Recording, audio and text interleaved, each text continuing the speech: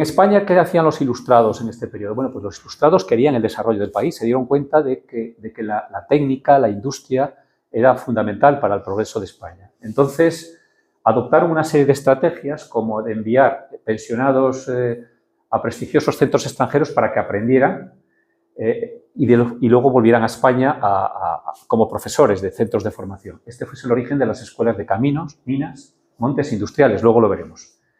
También otra medida era la contratación de científicos y técnicos extranjeros para enseñar en España. Este fue el caso de Joseph Mies Proust, el químico de la ley de las proporciones definidas, que impartió docencia en el Real Seminario Patriótico de Vergara y en el Laboratorio de Química de Madrid.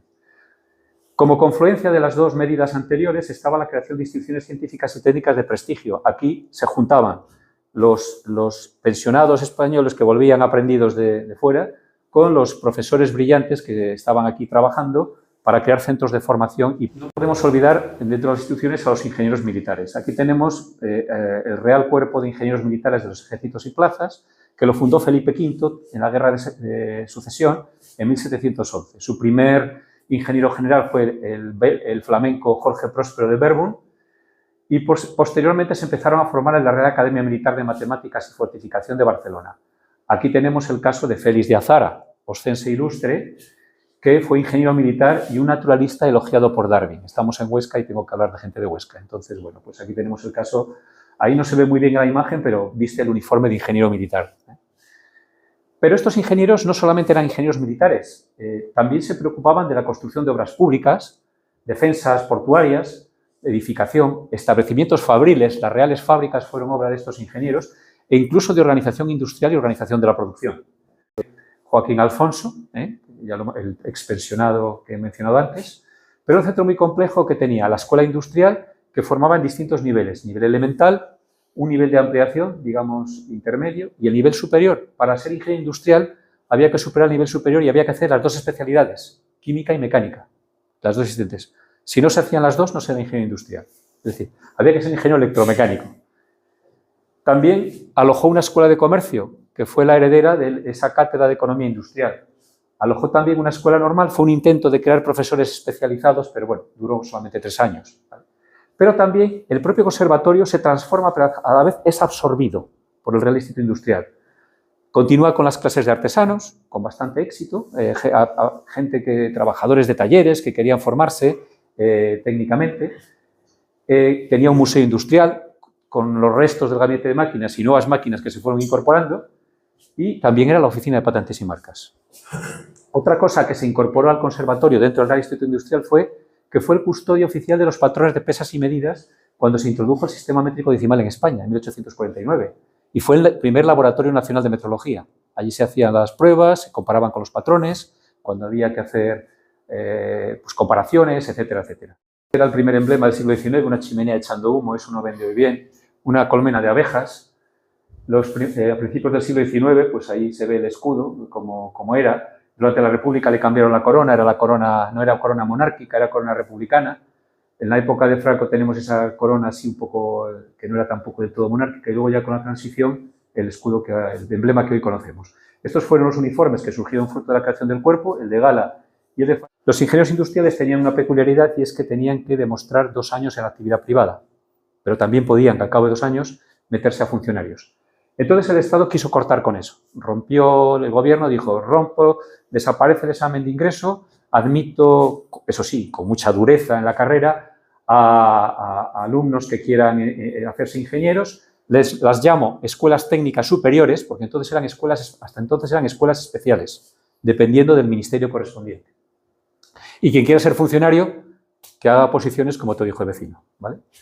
¿Con ello qué pretendían? Pretendían integrar las escuelas en la universidad y que fueran una facultad más, no una facultad más, sino un centro que diera profesionales para la actividad económica privada. Las empresas, etcétera, etcétera, ¿no? Esto fue con la Ley de Reforma de las Enseñanzas Técnicas del 20 de julio de 1957. Se crean nuevas escuelas técnicas superiores de ingenieros industriales en Sevilla, en Valencia, en Zaragoza, en Valladolid, en Vigo, en Gijón, y a partir de la década de 1990 se crearon nuevas escuelas de ingenieros industriales en diversas universidades públicas y privadas. Y luego, bueno, la cuña publicitaria, que a partir de 2010 comienza la implantación del Plan Bolonia en los estudios universitarios con la estructura de estudios de grado y máster habilitante, Y aquí digo yo siempre, insisto, porque tengo que venderlo, que en el caso de ingeniería industrial es la única vía exclusiva para el ejercicio pleno de la profesión de ingeniero industrial. Era tan brillante que sacó las oposiciones de ingeniero del Estado y lo nombraron delegado de industria, estuvo en Huesca, lo fue en Barcelona y al final acabó en Zaragoza. También representaba al Banco Quijo en el Consejo de Administración del Gran Hotel. Fue consejero y director de Energía e Industrias Aragonesas. Hizo muchas de sus centrales, diseñó muchas de sus centrales hidroeléctricas, de lo que se llamaba EIASA. Fue un prócer importante en EIASA. Bueno, ahí no se ve bien, pongo el diploma de la carrera, cuando el título de ingeniero industrial, pero también fue presidente y gerente de Baños de Panticosa. El balneario de Panticosa le dio un impulso muy importante. Muchas de las iniciativas y los edificios que tiene se deben a Celedonio. Fue presidente del Canal Imperial de Aragón, un sitio donde normalmente había ingenieros de caminos.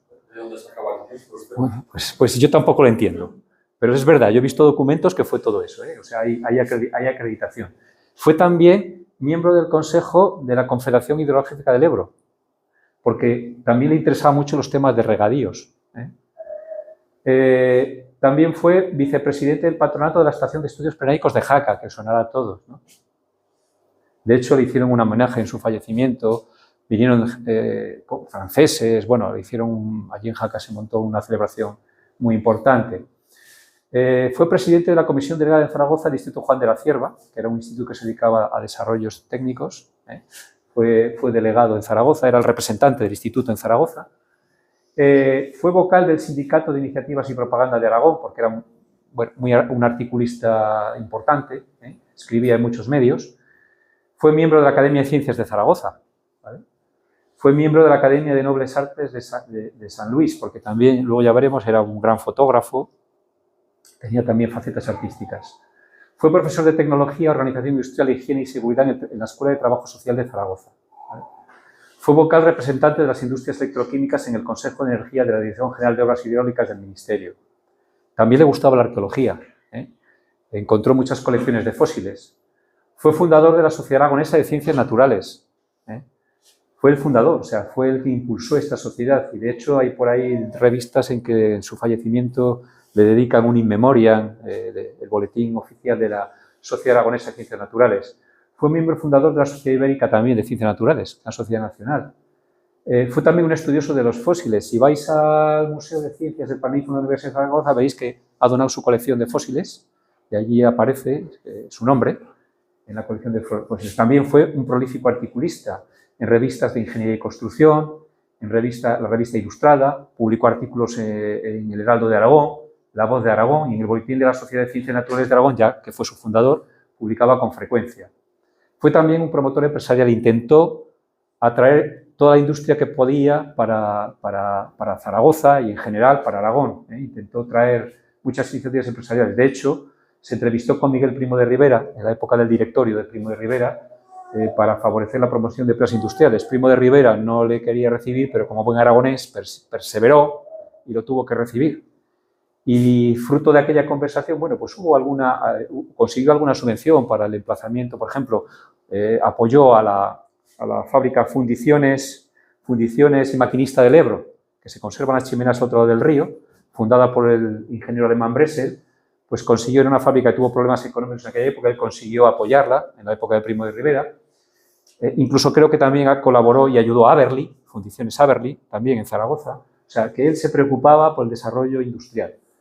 También fue un eminente fotógrafo, recorrió todo Aragón, en particular la provincia de Huesca, y dejó una colección de 2000 fotografías costumbristas y de paisajes de Aragón depositadas en la fototeca de la Diputación Provincial de Huesca.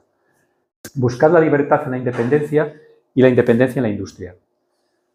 ¿Por qué digo esto? Porque todos estamos viendo ahora cómo Europa se ha desindustrializado. Hemos visto que el informe Draghi, ha salido un informe Draghi dando una serie de alertas para que Europa reaccione, que se reindustrialice. Europa tiene que volver a fabricar, tiene que volver a apostar por el desarrollo tecnológico y ser ella autónoma. Todo esto, que tiene tanta vigencia hoy, Peñalver 2 siglos antes lo tenía muy claro. Por eso digo que a veces conocer el pasado es muy importante para afrontar el presente y, por supuesto, mirar hacia el futuro.